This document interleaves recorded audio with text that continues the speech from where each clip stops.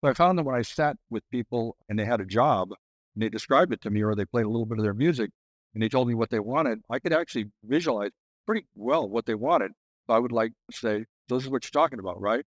And so I just became the guy that could talk to really creative people and have them exposit like a vision. And I was able to draw it pretty close to what they wanted. You're listening to Lights, Camera, Crypto, the podcast exploring all things entertainment and Web3. I'm your host, Stephen Ladden, and this week our guest is legendary artist Jim Evans. In this episode, Jim discusses his path through the art world, beginning as a youngster with outside-the-box ideas, a dislike for authority, and a love of music.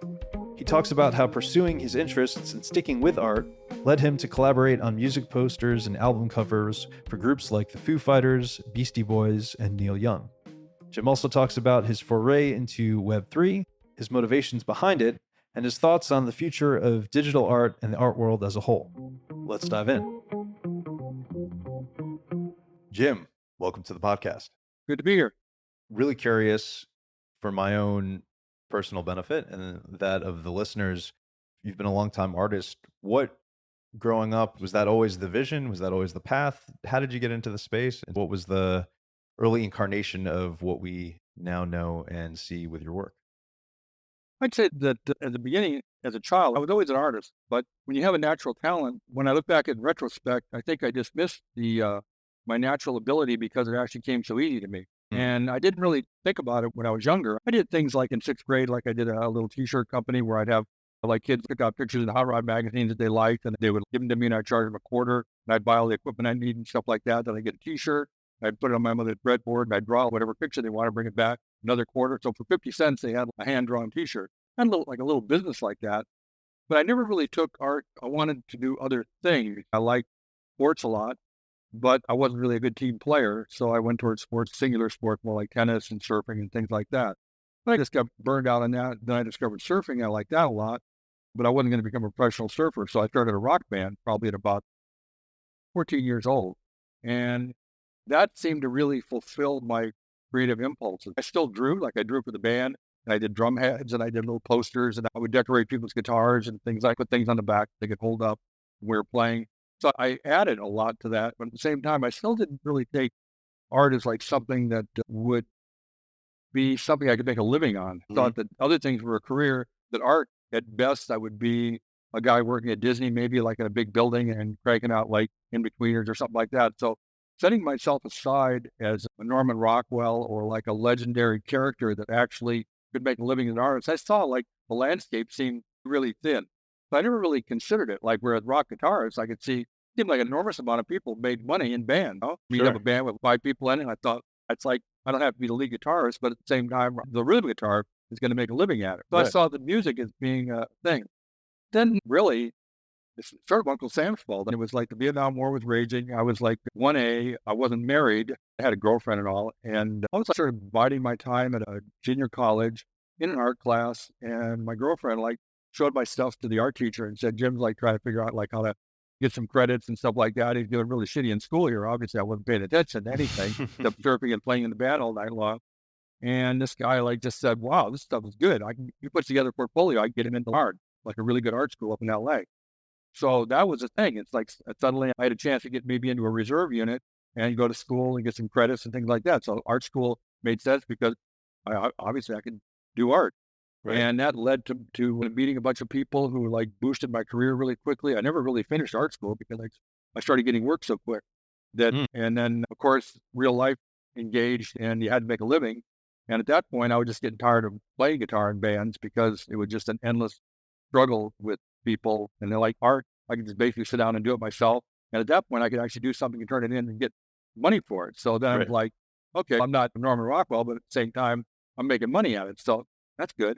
And then I got design jobs too. I worked in magazines and I did the design. So it became like a fallback position. Like I knew I could get a job as a head designer at like any magazine just because I could adapt really well. And my natural ability for art would lead to it. And then at night, I'd work on these underground cartoons and comic books because of all the stuff that was coming out of San Francisco was like really inspiring me.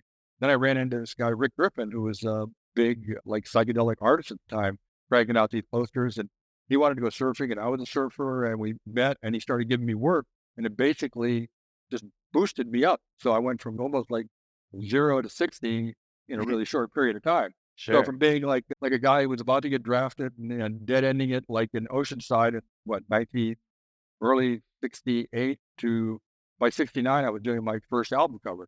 So it was a pretty compressed period. There was like 8 or 10 lives lived in that really short period that went from what would I ever do with art? What would I ever do with art? Was suddenly I was doing things with art.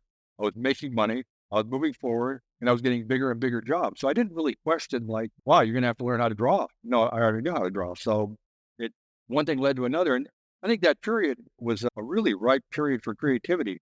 So the fact that I didn't finish when I was in art school, I wanted to learn a few things, but I began to see that like I knew pretty much what they were teaching me. It's like I intuitively knew these things, but at the same time, I wasn't going to be Michelangelo. I knew I go into life drawing class and I go, oh, damn, these people are good. I can spend the rest of my life here and I'm not going to be able to draw a figure like that. And I thought maybe during this period, it's my inability to be able to do certain things would lead me to create this sort of mutant style. And because Mm. people were looking for really different kind of styles. I would say at that time, imagination was more important than knowledge to that particular industry, the creativity industry.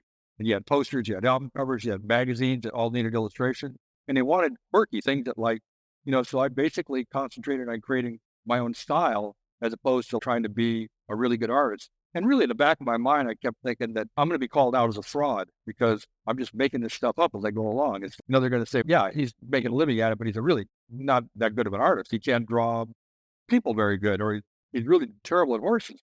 So you see, if you look at some of my early posters, you see where I had a job where I had to put a character in, and I could only draw so much of the character so fast and make the deadline. So basically, what I would do is I would truncate the character and take out the parts that were really difficult, and then I would build like an edifice around it, like a really cool design. And I was really good at hand lettering, so I would do the hand lettering.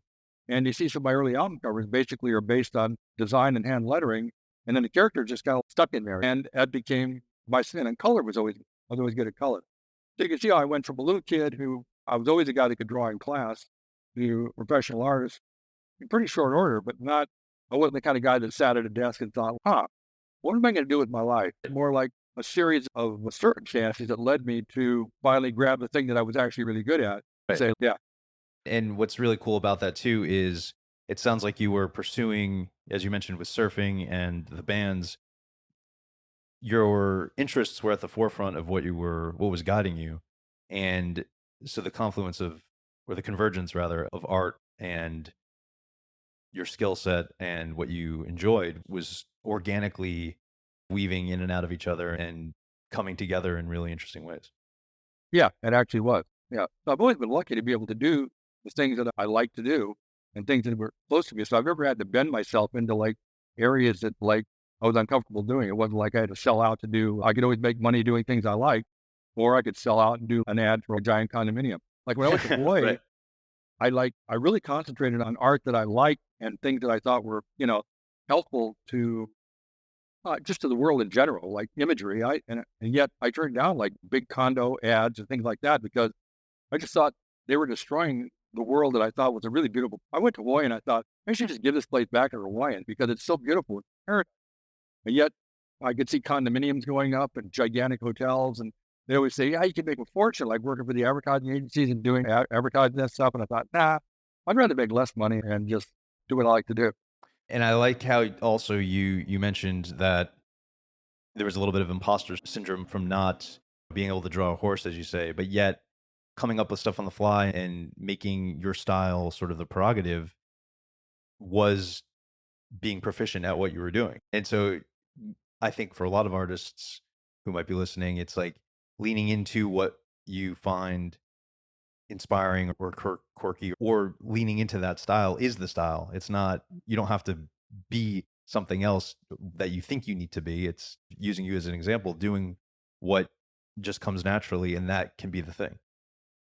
Yeah, I think if you're a creative person, I don't know about musicians as much. I guess musicians, they got the rock band thing, whereas artists, they definitely are pigeonholed into an area where you think you've got to be an artist. You've got to be an artist who can do this, or you got to be an artist who can do watercolors and things like that. So when you're a little kid, you're constrained. Think about it. When you think about it, like all little kids, like in first grade, are artists, right?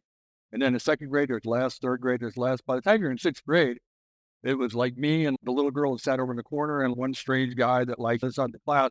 We could draw, and nobody else could draw. So everybody, hey Jim, draw Mickey Mouse, or draw this, or draw that. And then Right. by the time you're in high school, there's like only a handful of people that can say that they're artists. Everybody takes art class, but at the same time, what are they doing? They're making like ashtrays and out of clay, and They're doing it for the grade and perhaps not because they thoroughly enjoy the experience.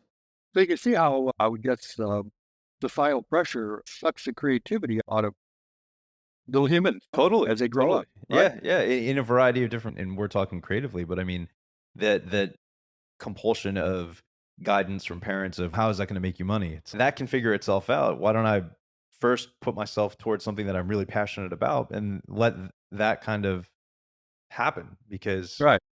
chances are, if you're really passionate about something, you're going to figure out a way to have that monetization at some point come through, or you'll see connections as to how that can be a product that people would dig. But when you're a little kid, of course, You're not that's not an totally. option to you. No, They're right. constantly asking you, like, "Yeah, how you gonna make a living at this? How you gonna do that?" You're like, "I don't I know." don't know. And to your point, it's such an interesting thing because as a kid, you're not necessarily then because you don't have an answer for it, you're like, "Oh, I guess maybe this isn't a viable path." When in Right. reality, it's one of the best things you can do. Yeah, so the high school art teacher, like, said I was, like, the worst student he ever had. He said, "Not you're the worst student because you're, like, terrible art." He said, "You're actually one of the best artists I've ever had in here." He said, "I would never ever wanna see you in this class again." And then after I started getting really well known, he invited me back to talk to the class and show my work and say how I grew up in Oceanside. I ended up, like, getting in the Hall of Fame there, and my picture sits exactly where I used to sit in detention all the time, like the hallway. So to me, that was, like, the ultimate irony. When they finally, like, years ago, when they finally put me in the Hall of Fame and they got my picture and they had the ceremony and stuff, and I went in the hall by, like, the school is exactly the same as it was when I was there. I said, "You realize this picture is, like, sitting right beneath the bench where I sat for, like, detention all the time?" That's amazing. That's It is kinda amazing. weird, right? Yeah. Yeah, and it just goes to show, like, everybody has a unique path, and there's no right or wrong way to get from A to B. Yeah. My mother never bought into it. She even to her final days said that, you think you got all these ideas." She said, "You're gonna run out of ideas, and then you're not gonna be able to draw all the pictures you draw all the time." She's like she was always convinced that one morning I would wake up and I wouldn't be that imaginative little kid that she remembers in sixth grade or seventh grade or eighth grade as I grew up and made a living and bought a much bigger house than hers. And she was like always convinced that someday that my big ideas were just gonna evaporate because they were just the ideas of a deranged little kid. And yet that some could argue that's you tapping into that youthful creativity and those how did you manage to not let how did you manage to stay tapped into those ideas rather than letting voices such as, in this case, your moms and others who might have been, call them unintentional naysayers? How did you stay your course and lean into those ideas? I think, and I'm not exactly sure why. I can't really look back and figure out exactly why, but I didn't really listen to authority figures that much. I would listen to them because I didn't want to get in trouble, but at the same time, I would just go about my business. And like I would go, and then I didn't think that they were right. They just didn't seem right to me, you know. I mean, I would see examples in the world that seemed to me like empirically correct paths to what I wanted to go to, and I thought that I don't want I hate to call my parents narrow, but I thought their thinking was like narrow. They thought in a much narrower path. I wanted a much bigger bite of life, and I knew even as a little kid that was they weren't right. I Mhm. just didn't. But I didn't argue with them, right? But Yeah, what can you do? You can. I think though that you're mentioning something really critical, which is that juncture where you realize that perhaps you have a different alignment or set of values or motivations than your parents, and then there's that they might not see my perspective. I see their perspective. Fighting them is not going to do anything. We just have to accept our differences, and I have to live my life. yeah, I felt that they never would. They never really got it. But at the same time, I didn't really worry about it. You know how some people, even grown people, like look back and say, "God, I really want to get my parents' approval." I Yeah. didn't even think that when I was like a little kid. I wasn't worried about it. I didn't. I thought I'm just kind of different, so I just took that as the way I was going to be. Let it Mm. be.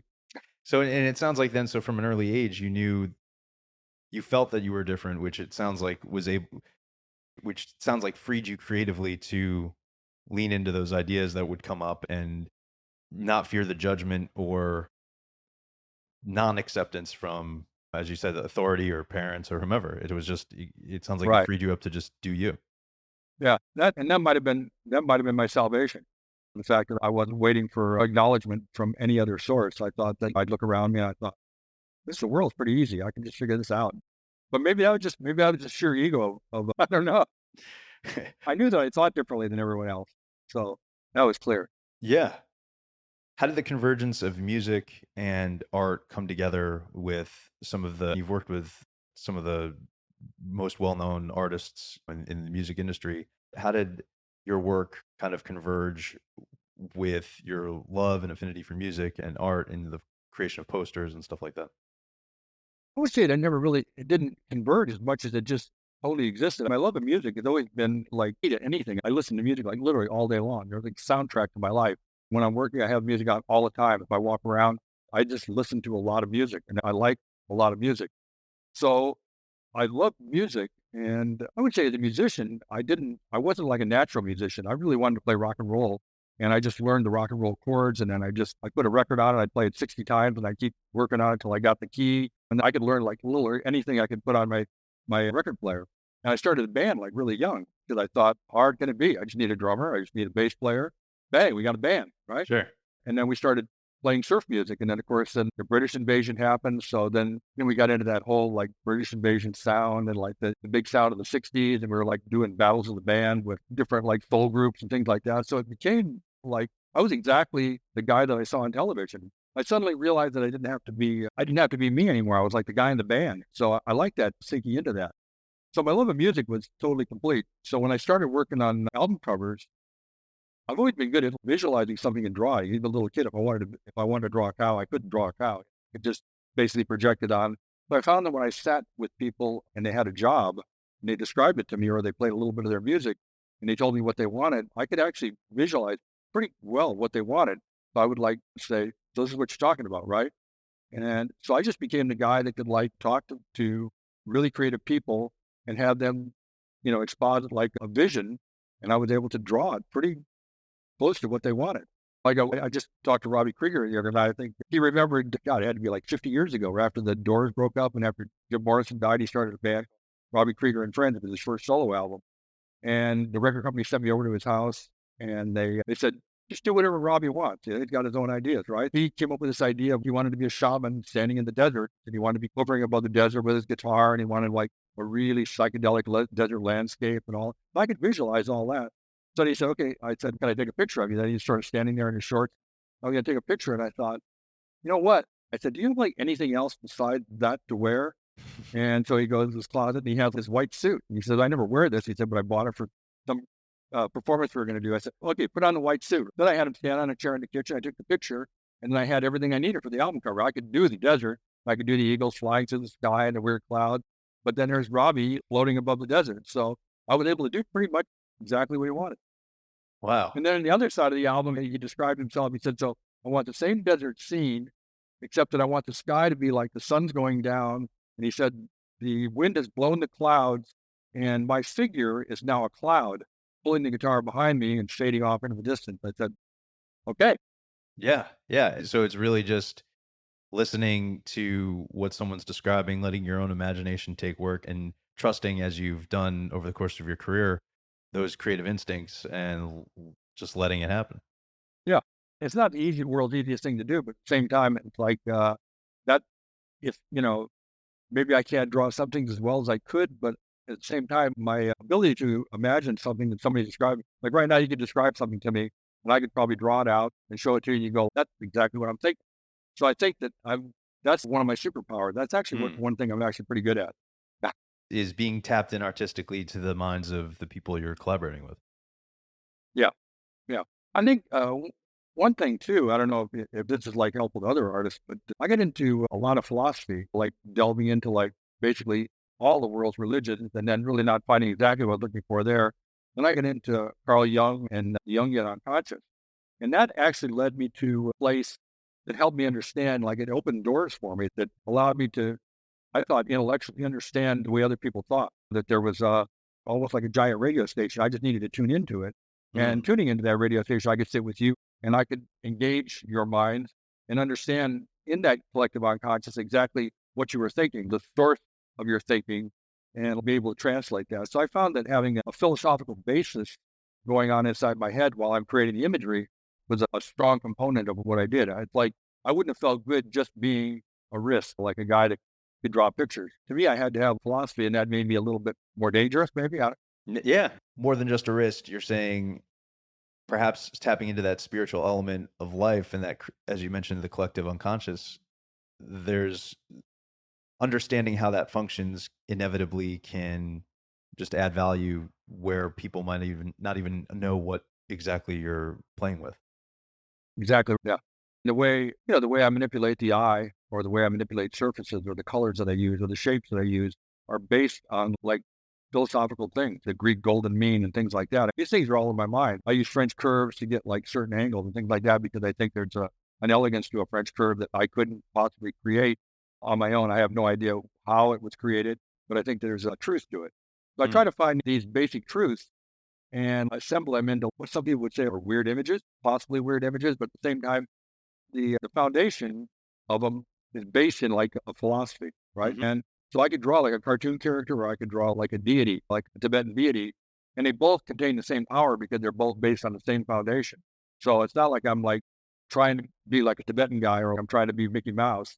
For me, it's all the same. Yet I try to create a certain kind of power and communicate these images. So I want my Mickey Mouse to be as Mickey as possible, and I want my Tibetan deity to be have a certain spirituality, like a depth to it. And do you think that's what's enabled you to work? You've worked with, just on the music side of things, folks from Nirvana to the Beastie Boys to Aerosmith. Do you think having that foundation of truth allows you to transcend different genres and different collaborations and work with a variety of different people? And as you were mentioning before, work with a variety of different minds. Absolutely, yeah. I think it has a lot to do with that because I find myself completely flexible, so I don't go in carrying any kind of baggage at all. If it's the Beastie Boys or it's John Coltrane's wife, who was the first one I did an album cover for, she was into Egyptian mysticism, right? So I go in completely as an empty vessel, and then I allow the person I'm doing the thing for to fill that vessel. And then I go home and I mix it up in my alchemical laboratory and come back with something. Creative alchemy. Creative alchemy. In terms of your process and your output, Web3, it's a new sort of avenue for you. What inspired you to get into that space, and how has it been adding Web3 as another weapon in your artistic arsenal? I think that it starts out with computers. Once I first discovered computers and the use that computers can be to play any kind of tool becomes like another tool. But at the same time, Web3 opens up a new storytelling avenue, I think. One of the things about the internet is it opens up like literally every time period to exploitation. That's one thing I noticed throughout most of my career was the fact that like if I was in a slot, I couldn't really get out of that slot. I could only do what was like hot at that time. I could have done something else, but people would have gone, what the hell is that? So like any design I do, you can see as I went through the period, you can see how my design evolves, but it really reflects the colors and the changes and the mood of the time all the time. I never really tried to get off the boat and go outside the like what I felt was the collective acceptance of a certain look or feel. I always built around that.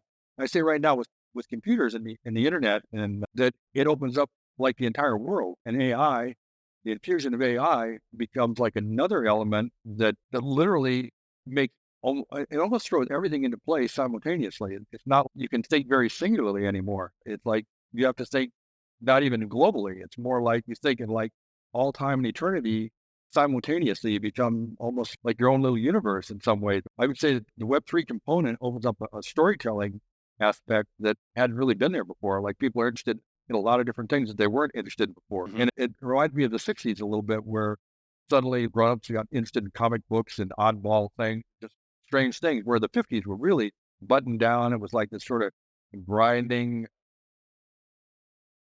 like society, like trying to recover from like endless wars, right? Like in the 50s, like everybody you knew, their father was like in the war, right? So everything was a war. It was like the war. In the 60s, it was basically the whole thing just exploded and everything was like thrown out on the table. And you had Art Nouveau and Art Deco and comic books and Marvel comics and things like that all thrown into this giant stew. I would say that a lot of people don't recognize it as much, but Web3 is a similar kind of a thing with basically an explosion of many different kinds of forms of art. Like people from all over the world are engaged in it simultaneously. So you have to think of like a global scenario and for your art. You don't have to really think of, I'm a California guy, I live in Malibu. I got to do this kind of sort of California. I don't really feel like I feel like I can do almost anything from anywhere on the globe. And if I do it well enough, like there's going to be somebody out there that sees it because it's like the Web3 net is just so universal. It's in many ways expanding the reach of and building a community around your art in a more one that building upon the community that already exists, both professionally and otherwise, and then also enabling a whole new group of folks to reach that you can reach through the technology, basically. The reach of technology is off the charts. When I can do like an AI search on myself and basically draw a picture and feed it into the AI grinder and have it do it in my style, that's just like me sitting and doing 10 sketches. Right. Why would I do 10 sketches when I can just feed myself into the machine and grind out 10 sketches? So in that way, AI has been a tool to help your own productivity. I think so, yeah. Oh, it's also an eye opener. You didn't really ask me about AI, specifically asked me about Web3. Is it okay if I Yeah, delve into yeah. AI? Please. Yeah. Yeah, I think that for an artist, it's like surprising eye opener because you figure that we're in the Neanderthal stage of AI, right? At this point, we're basically like putting our hands in charcoal and putting them on the cave wall and making like buffalo and Right. stuff. And yet the sophistication that I see in what it puts out is sobering in some ways because I see some pieces that it'll crank out a piece. And I'm looking at it thinking like, this like embodies like literally everything I've ever learned about art in one piece. How did it exactly do this? Right. And they say, well, it it scratches this and scratches that, and it brings up and it looks all at all the best stuff. I'd say there's a lot of best stuff. There's neo-expressionism, there's abstract expressionism, there's cubism. It's like, how does it separate it all and give me exactly what I want there? We're talking about like composition and the visual inclination of the eye to go where it's supposed to go, moving background to the background, gaining, all these different things that are like things that have taken me a lifetime to learn that I put in my pieces. But at the same time, this machine just cranks it out by what? Because it's not obviously it's not understanding the truths that we were talking about earlier. It's not understanding that same it doesn't have the same AI, it doesn't have a consciousness to it, but it's Yeah, not understanding the truths that are going into your input. It's just is it just reading what's already is it reading the output that you've created using those truths and just figuring out, okay, this is probably similar to those outputs? Like how is that all coming together? it appears that it does. I didn't build AI, how they constructed it or what it works, but my mind boggles when I think of what AI could do with art on a quantum computer. They don't have it. They're not even using it on quantum computers yet, are they? They're using it on like just regular computers. I think so, yeah. Yeah, they're still cranking out like amazing stuff. You see the art, you can say, okay, it's a little bit stiff. The only thing that separates me from that is the fact that I'm a human being and I can pick up a pen and draw, right? So the machine is never going to be able to do that. So as long as you have humans, it's not like John Henry like fighting against the railroad. No, it's not like we're going to fight like artists are going to fight like a final battle against this machine, which I think that a lot of people think that there's going to be some gigantic battlefield where we have to beat it out. It's like the machine's on one side and me with my pencil and stuff on the other side. It's not. It's definitely like a powerful tool. The way Photoshop was a powerful tool, and the way Illustrator was a powerful tool. When I did the Beastie Boys album cover, Illustrator and a photographer had just been created. And Mike D wanted me to create like an alphabet for him. And I did it like a high school drafting alphabet because he wanted this high school draft. He just had this thing in his head. And so I could do that. I did it really well, but I would have had to do all the letters, like back when I did Neil Young's Rust Never Sleep, to do like a rusty letters for him. And I had to actually photograph each letter on a piece of mylar and transfer it to a machine so it could be animated. That's a really long process. Sure. With photographer, I could just do really quick A, B, C, D, E, F, G all the way to Z, put it in photographer and create an alphabet that they could set the type for the entire album. So that seemed revolutionary to me at the time. I thought, wow, this really changes things a lot. And of course, Right. it's come a long way since then. Yeah, and so in many ways, it sounds like you're thinking about AI now too, is this is just the next evolution of the photography that you're talking about a couple decades ago to now. It's just different applications for the next evolution of the tech in the industry. I think so, but of course, I'm not living in the future yet, so I don't know where it's all going to take us. At the end of the day, it sounds like from a tool perspective, you mentioned the Beastie Boys album and the work with Neil Young. The tools helped you achieve the vision that you ultimately wanted to achieve in cutting down on the time, and it just simplified that equation. Gleaning from what you're saying today, sounds AI, as we're, as you mentioned, putting the handprint on the wall, it's helping artists create in perhaps a faster way, in the same way that these other tools that have come before it have helped that same process. I believe so. Yeah. How much we can accelerate this process, I'm not sure. Back when I was started painting album covers, I thought you had to paint. Like I thought, if I don't paint, like people are going to think I suck as an artist because I have to really paint. But the deadlines just started eating my brain, right? I thought I can't paint fast enough to do these things, right? So I started using an airbrush. And I could do a sky like in 20 minutes with an airbrush, whereas doing like a painted sky with acrylic, it could take me like 2 days, right? To get a blend down or something like that. So then I started using airbrush, and it was another thing where I felt like I was going to be revealed as a fraud because I wasn't actually painting by hand. I was actually using an airbrush, which was at that time a really despicable commercial art tool. It was like something that like old artists use on billboards and ads in the 40s and things like that.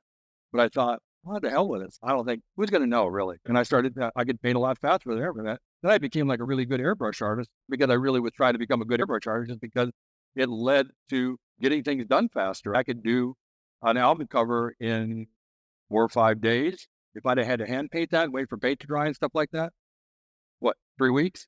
And I was like working for the record company or like a movie company or something like that. If you don't have the poster done, you don't have the album cover done, that's a multi-million-dollar like campaign. And at 10 a.m. on Monday morning, they want the art sitting on their desk. So Right. they don't care really how it's done. It's fascinating to hear then that some of those pivots that you made, which in the back of your head you're thinking, oh, this is going to expose me, were actually ways in which your process became faster and also potentially helped pave the way for others to go in that same direction that they might not have otherwise decided to pursue. Exactly. And Wow. the Web3 right now is leading a lot of people in lots of different ways. I mean, you see just, companies starting up and hardly even know like even what they do. They're like making billions of dollars. So it's a transformational period. And I like the future better than the past always. So I jump on board with anything. I don't really like question whether some technology is going to end the world or make me like a midwife for a robotic society. That's really not for me to solve. Yeah. You're working creatively aligned with the people that in the projects that you work on and executing on those, tapping into that imaginative creativity. That's whatever tools help you do that. It sounds like you embrace.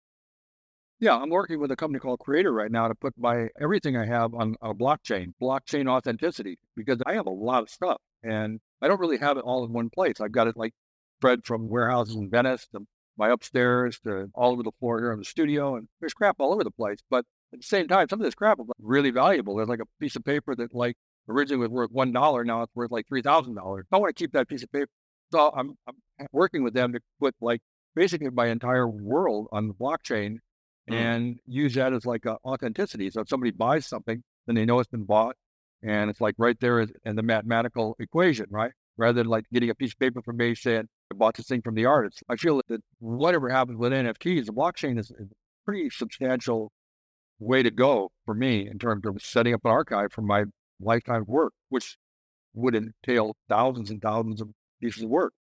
And in that way, is it a one for one? You're using blockchain to authenticate. Say you have that piece of paper that's now worth 3K. Is that you would have that put on the chain, and so that's your certificate of authenticity essentially. For there's only one physical, and Right. would there be a digital twin, or is it literally just to authenticate all of the physical pieces?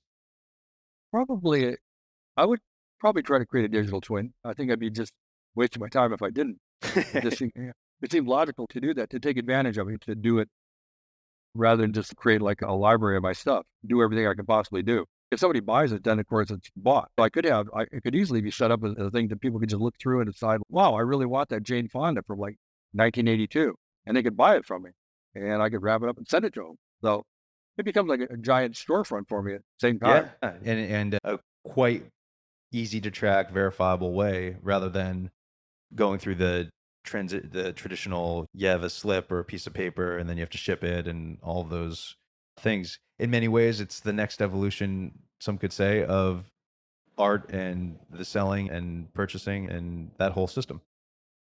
But I would think so. One thing I was going to add would be interesting, I guess, to your audience. It's that the house I'm in right now burned down in the 1993 Malibu fire. So Hmm. a lot of my work, all my like paintings and things, like album covers and things that they've done, an enormous amount of work actually burned with the house. Oh And no. I actually that situation turned me towards computers. Like I felt, if I had all my stuff on a computer, I could just grab the computer and just run out of the house and throw it in the back of the car instead of closet. I've really lost a lot of stuff. So I really changed my thinking a lot. I went straight from being an analog, old school guy to basically buying completely into the future. And then I thought that I had lost a lot of stuff, but because of the fact that I'm a commercial artist and everything I ever did, literally everything I ever did up to that point was printed. I never really, there's not like a bunch of paintings where Jim just sat down and painted and put them up in the closet. I never had time to do it. So when eBay came along, I found that I could actually buy a lot of things back and have a record of things that I had done. So I ended up buying like all the albums I did back, all the movie posters. So I was able to actually get a copy of everything. Wow. Wow. And one question on that tip pertaining to movie, we didn't go too far into it. As you were saying, you were pursuing interests, opportunities would come up, you would just, your art would help guide you to your next thing. Was film part of that process, or did you seek it out? How did you add that element to your arsenal? I guess because I was doing album covers, somebody asked me to do a movie poster way back in the 70s. And I like movies as much as I like music. So I'm like a gigantic movie fan. And I started doing movie posters. I didn't really think about it, but I'd studied movie posters and I understood them really well. So I didn't really have any trouble jumping over to movie posters.